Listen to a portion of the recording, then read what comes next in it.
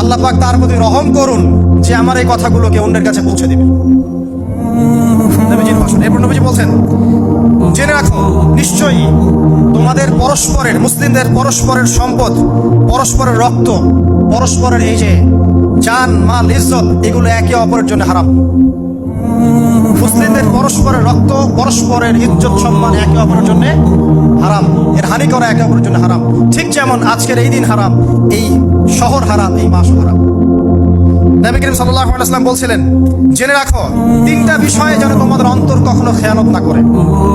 তিনটা বিষয়ে তোমাদের অন্তর যেন কখনো খেয়ানত না করে। এক, তোমরা যে কাজটাই করবা শুধু আল্লাহ পাকের সন্তুষ্টির জন্য করবে। তোমরা যে কাজই করবে শুধু আল্লাহর সন্তুষ্টির জন্য করবে।